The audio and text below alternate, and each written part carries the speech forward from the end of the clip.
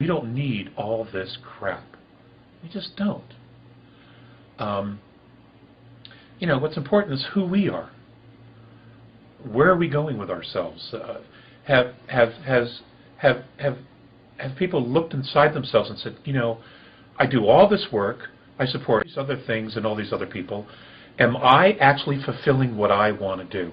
Am I, in fact, following my passion? Am I truly happy with my effort and what I've done? Have I made any difference whatsoever in what's going on here in the world? Now, if you can be a clerk in a 7-Eleven and say, yeah, this is my life's fulfillment, well, bully for you. Great. But I know that in actuality that's far and few in between. People really need to start evaluating and get extremely creative and figure out what is it that they can do to fulfill themselves, to fulfill their dreams, to at least know what those dreams are and start going after it. Folks, it isn't about the extraterrestrials, though that's important because it'll give us a different perspective of who we are. Ultimately, when you come right down to it, the question that has to be asked is, who am I? What is it that I want? What is it that I'm creating? What is it that I want to create? How much am I actually valued by myself, my family? Am I loved? Am I respected? Am I following my heart's desire? Am I spiritually evolving? Or am I just on this automatic treadmill that the media and the Earth's religions have put us on? You feel good on Sunday, but by Wednesday it's just like, it's all worn off. And that's because it's not genuine. It's not genuine depth. It's not genuine happiness. Okay, it's instant salvation. And that doesn't work. And it's not that anybody actually needs salvation. They just need to love themselves.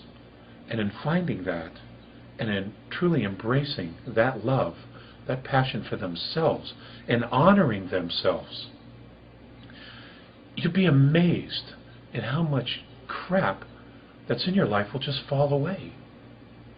Because, what isn't real will just fall away when you're actually on your path. And I can't tell people what their path is. I'm still working on my path. But it's all about self-responsibility. And that isn't going to change. That's where the real growth, that's where the real evolution comes from. In America, we had that opportunity, and we did it for some time. But for the last 50 years, God, it's just gone downhill. I mean, we've had this incredible opportunity to change the world, and now the world's very upset with us. And let's take a look at that for a second. Okay, Alex, you've mentioned that Eisenhower lost control of the U.S. government and that it really has never been regained by the U.S. people. And I think we all want to know, how did that happen? Well, that's not exactly what I said. He didn't lose control of the government, but he lost control of the technology. Apparently, and this information's out there. Brigadier General Lufkin said in the Disclosure Project testimony, that's disclosureproject.org, which I recommend to everybody. He mentioned that the technology was being reverse engineered, but it went black. And it went black very, very quickly. And it was really literally a matter of weeks that he lost control of where the technology was because it went black. And a lot of that had to do with deniability for not only the executive branch, but the government as a whole. Now, who's actually managing this? And this is where I think a lot of people are confused. A lot of people think that the government has this technology. The government doesn't have this technology. We paid for it, but programs have this technology. A lot of this technology was reverse engineered by programs created by contractors, government contractors who have this technology, and then a program was built above all of this, probably with the help of the NSA, because to this day nobody's ever read their charter, So we don't know exactly what they're mandated to do other than snoop on everybody, okay? That's where this technology is. It isn't that the government has it. It isn't that Obama can get his hands on it and say, okay, I'm taking it and I'm giving it to the people. It isn't like that at all. If you remember, Jimmy Carter tried to find out about extraterrestrials, and it was George Bush Sr., who was then director of the CIA, told him, sorry, Mr. President, your classification, your clearance isn't high enough. This is documented. So he couldn't find out anything. Bill Clinton did exactly the same thing. He tried to find out, but he was given limited information because he didn't have the clearance. Well, who can give the president clearance for this? Right? Who authorizes clearance to the president to know about this stuff? Well, if he doesn't know about it, then who does? Who's managing the information if the president of the United States doesn't have access to it? Clearly, there's your secret government. Those who are managing these programs. Because they have this technology that's thousands of years in advance of what we're using commercially. We have no access to it. Our elected officials have no access to it. The government has no access to it. Okay, but these programs exist nonetheless, and we are paying for this. Okay, the taxpayers. But we're not deriving any of the benefit of it. That is your secret government. Everything else is smoke and mirrors. Okay, what's coming down the pipe now is the fact that they have this technology and they're basically making choices. They're deciding what kind of society, what kind of world we're going to live in, who stays, who goes, what areas go through war, what areas stay in peace, which natural resources are going to be taken over. All of this is being managed by the program.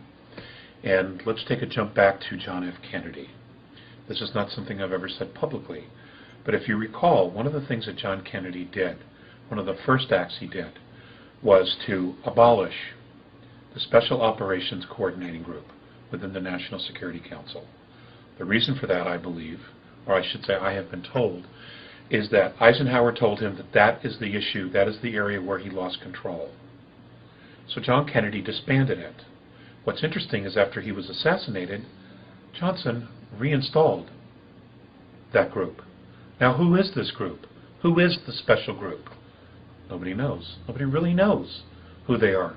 Administrations come and go, but rumor has it they stay. They stay and they manage all the data, all the information, everything. For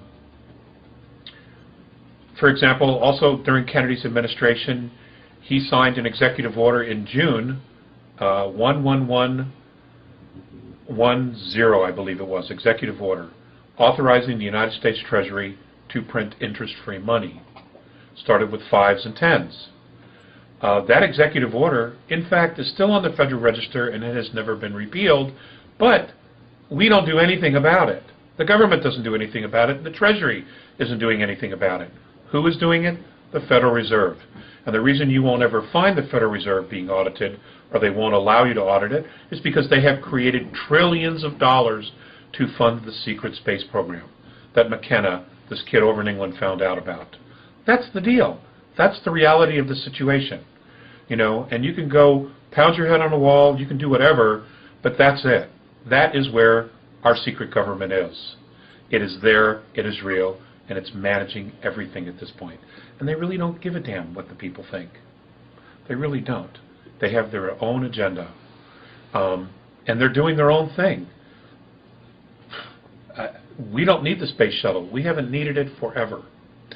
There are many people out there talking about special spacecraft, Tango Romeo 3 Bravos, Tango Romeo 3 Alphas, etc., etc. These are all very real spacecraft.